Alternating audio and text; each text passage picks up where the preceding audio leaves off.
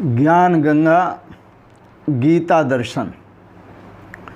पूर्व प्रसंग में आप श्रवण कर रहे थे, भगवान श्री कृष्ण कहते हैं समबुद्धिर विशिष्यते। जिसके अंदर समबुद्धि है, समलोष्टः समकांचनः, जिसके लिए सोना और मिट्टी का ढेला बराबर है, शत्रु और मित्र जो बराबर उसमें दर्शन करता है, शत्रु और मित्र को न देखकर उनमें जो व्यापक ब्रह्म है उस ब्रह्म का दर्शन करता है। द्वेषी और प्रेमी में भी उसी ब्रह्म का दर्शन करता है, न द्वेषी को देखता है न प्रेमी को देखता है। तो जो ऐसा साधु और पापी में भी समदृष्टि रखने वाला है, ऐसा जो साधक है वह अत्यंत श्रेष्ठ है। वह श्रेष्ठ साधक जिस साधना को प्राप्त है, वह साधना हम कैसे प्राप्त कर सकते हैं, इसके लिए भगवान श्री कृष्ण प्रेरणा देते हैं। योगी युंजित सततम आत्मानं रहसि स्थितः एकाकी यत् चित्तात्मा निराशीर परिग्रह। भगवान श्री कृष्ण कहते हैं अर्जुन, यत् चित्तात्मा, जीत लिया है मन को, इंद्रियों सहित शरीर को जिसने, उसको कहते हैं यत् चित्तात्मा। निराशी, जो वासना रहित है, आशाओं से रहित है, कामनाओं से रहित है। अपरिग्रह, जो किसी प्रकार का संग्रह नहीं करता, संग्रह रहित है, ऐसा जो योगी है एकाकी अकेला ही रहसी स्थित है, एकांत स्थान में बैठकर, अकेला ही एकांत स्थान में बैठकर सततम निरंतरम, निरंतर अपनी आत्मा को परमात्मा के ध्यान में लगावे। बड़ा सुंदर है। भगवान श्री कृष्ण जो मार्गदर्शन कर रहे हैं वो परम साधना का कर रहे हैं, आपको साधना बता रहे हैं। और श्रुति से उदाहरण भी मिलते हैं। संन्यास योगाद इतः शुद्ध सत्वा, संन्यास के द्वारा और योग के द्वारा शुद्ध सत्वा, शुद्ध अंतःकरण हुए। जो त्याज्य है उसको त्यागा, योगात जो ग्राह्य है उसे ग्रहण किया। मानी जगत को त्यागा, जगदीश को ग्रहण किया। अनात्म तत्व का त्याग किया, आत्म तत्व को ग्रहण किया।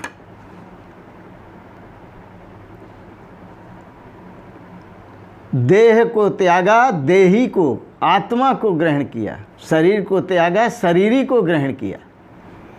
नाशवान को त्यागा और अविनाशी को ग्रहण किया।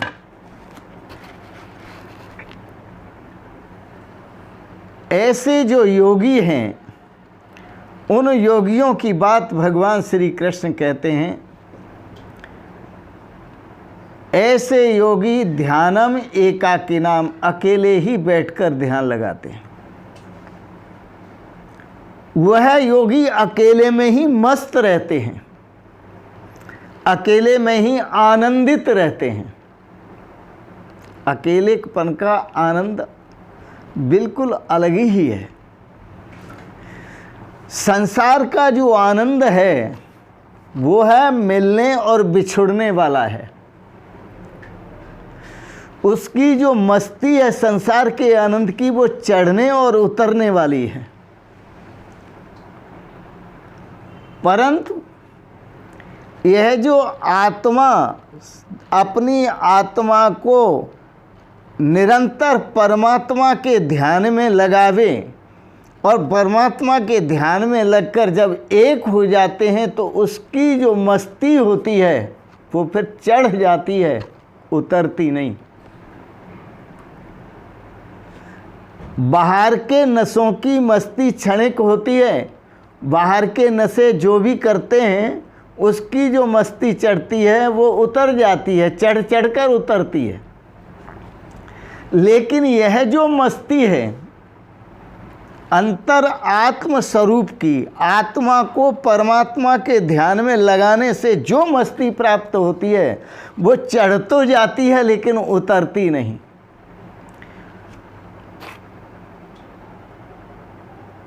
परम पूजनीय गुरु नानक देव जी महाराज बड़े सुंदर शब्दों में कहते हैं, भांग भसूड़ी सुरापान, भांग भसूड़ी सुरापान, उतर जाए प्रभात, नाम खुमारी नानका चढ़ी रहे दिन रात। संसार के जितने भी नशे हैं सब तो उतर जाते हैं, रात को शाम को करते हैं सुबह तक उतर जाते हैं, और सुबह करते हैं तो शाम तक उतर जाते हैं। लेकिन नाम की जो खुमारी है, आत्मा की परमात्मा के मिलन की ध्यान की जो खुमारी है वो चढ़ तो जाती है पर उतरती नहीं। कितना ही उपाय कर लो। मैंने सुना है चढ़ी थी मीरा को, उतारने वाले उतर गए लेकिन मीरा की मस्ती नहीं उतरी। मैंने सुना है ये मस्ती चढ़ी थी प्रहलाद को, प्रहलाद की मस्ती को उतारने वाले उतर गए दुनिया से लेकिन प्रहलाद की मस्ती नहीं उतरी। ऐसी मस्ती जिनको प्राप्त होती है उन्हें लोग पागल कहते हैं, पागल। हम भी ये अच्छा समझते हैं शब्द, सुंदर शब्द है पागल। पागल का मतलब होता है जिसने उस गल को प्राप्त कर लिया, उस तत्व को प्राप्त कर लिया कि अब प्राप्त करने के लिए कुछ शेष नहीं रहा, उसको पागल कहते हैं। तो ध्यानम एकाकी नाम, अकेले में एकांत में बैठ करके ध्यान करो। भगवान आदेश देते हैं अकेला ही एकांत में, एकांत स्थान में स्थित हुआ निरंतर आत्मा को परमात्मा के ध्यान में लगावे। जो अपना उद्धार चाहता है, जो अपना श्रेय चाहता है, जो अपना कल्याण चाहता है। उधर भगवान श्री राम को उनके गुरुदेव जी कहते हैं, हे राम जी, ऐसा जो ध्यान करना है उसके लिए कुछ बातें समझ लो। निद्राया लोक वार्ताया शब्दादेर आत्म विस्मृते क्वचिन्नावसरम दत्वा चिंतयात्मानम आत्मनि। उस ध्यान पर बैठने की अवस्था में निद्रा को अवसर नहीं देना। अक्सर ध्यान में बैठते हैं तो निद्रा आ जाती है, निद्राया।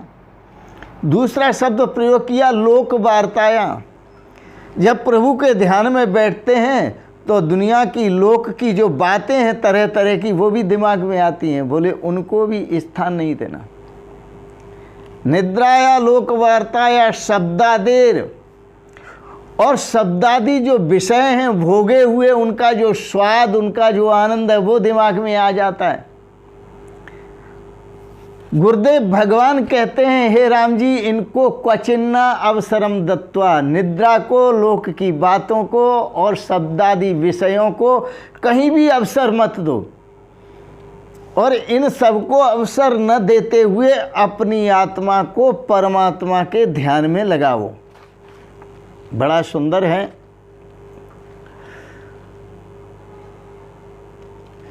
एकस्तपो द्वैराध्यायी।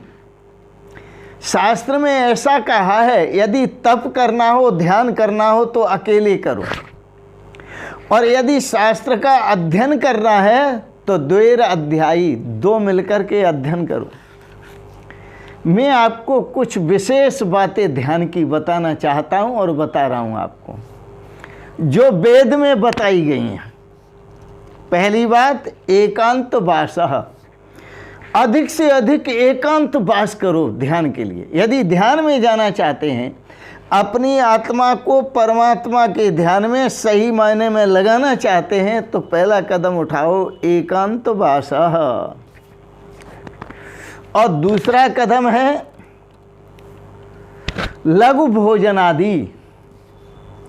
यदि आप भोजन करते हैं तो सुपाच्य भोजन करें और थोड़ा कम करें। जितना खा सकते हैं उससे कम खाएं, जो भोजन आप पर सवार न हो। लघु भोजन आदि। बोले भी तो वाणी पर संयम रख के बोलें, खाएं भी तो रसना पर संयम रख के खाएं, देखें भी तो कानों पर, आँखों पर संयम रख कर देखें, सुने भी तो कानों पर संयम रख कर सुने। लघु भोजन आदि सबकी खुराक है, इंद्रियों की देनी है खुराक, लेकिन शासन रख कर देनी है। मौनम, और जितना हो सके मौन रहें, किसी से ज़्यादा बातें नहीं। फालतू बात करना निषेध है। उससे अच्छा भगवान का चिंतन करो, उससे अच्छा भगवान का नाम लो।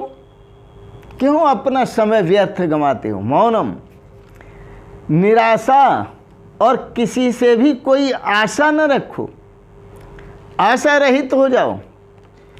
आशा ही परमम दुखम, आशा परम दुख का कारण है, इसलिए आशा रहित। और करणा अवरोध,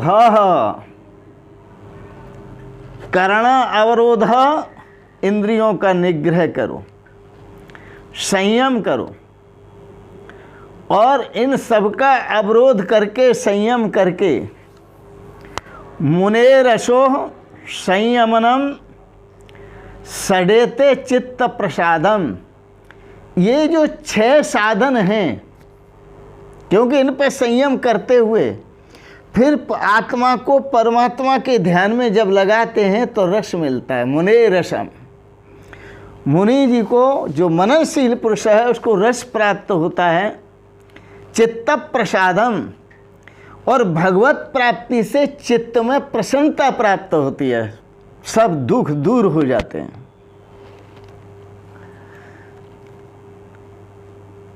जनयंत शीघ्रम, यह ध्यान की जो प्रक्रिया है हम अपनाते हैं, और जब एकांत में बैठ कर के अपनी आत्मा को परमात्मा के ध्यान में लगाते हैं तो जनयंत शीघ्रम, चित्त में प्रसन्नता शीघ्र ही उत्पन्न हो जाती है। क्योंकि क्षीण इंद्रिय, इसकी इंद्रियों की चंचलता क्षीण हो चुकी है। मनोवृत्ति, इसकी मन की वृत्ति की चंचलता भी क्षीण हो चुकी है। निराशी, ये आशा से रहित भी हो चुका है साधक, और निरपरिग्रह, और परिग्रह से, संग्रह से रहित भी हो चुका है। इसलिए एकाकी चिंतयेत ब्रह्म, एकांत में बैठ कर के ब्रह्म का चिंतन करो। मनोवाक्याय कर्म भी, मन से, वाणी से, शरीर से, कर्म से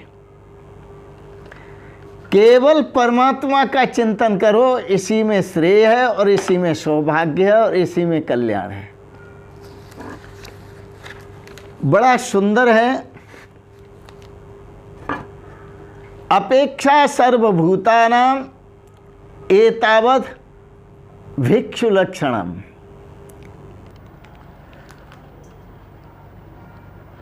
सर्वभूत प्राणियों की अपेक्षा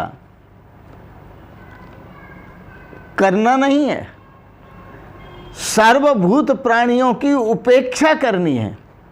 उपेक्षा सर्वभूतानाम एतावद भिक्षु लक्षणम, ये मुनि का लक्षण है, ये योगी का लक्षण है, जो समस्त भूत प्राणियों की उपेक्षा रखता है, किसी से कुछ नहीं चाहता।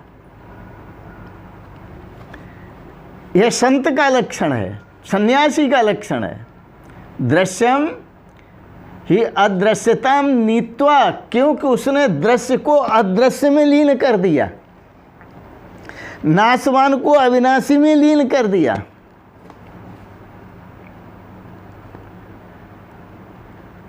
ब्रह्म कारेण चिंतित, और वह केवल ब्रह्म स्वरूप का चिंतन करता है, ब्रह्माकार का चिंतन करता है।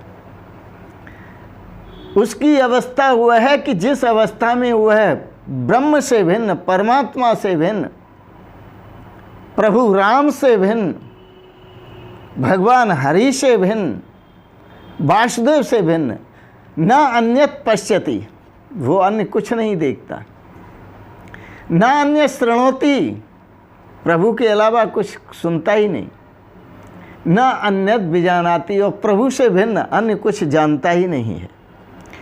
स्वस्वरूपानुसंधानम, उसने अपने स्वरूप का अनुसंधान कर लिया कि मेरा स्वरूप क्या है। जो आत्मा का स्वरूप है वही परमात्मा का स्वरूप है, और उस अनुसंधान स्वरूप परमात्मा स्वरूप को प्राप्त हुआ है, बिना अन्यथाचार परो न भवेत। शास्त्र की आज्ञा है कि इस स्वरूप के अतिरिक्त अन्य किसी का चिंतन न करे, ब्रह्म चिंतन। यही बात भगवान श्री कृष्ण कहते हैं कि सब तरफ से अपने मन को हटाकर अकेला ही एकांत में बैठकर निरंतर आत्मा को परमात्मा के ध्यान में लगाए। आप भी यह प्रक्रिया अपनाएं, जीवन में श्रेय और सौभाग्य की प्राप्ति होगी। भगवान के आदेश का पालन करें। आपको गीता पर दार्शनिक विचार अच्छे लगे, आप इनको सब्सक्राइब करें, लाइक करें और शेयर करें। अंत में मैं आप सभी को सादर प्रणाम करते हुए अपनी वाणी को विराम देता हूँ। ओम शिवोहम शिवोहम शिवोहम।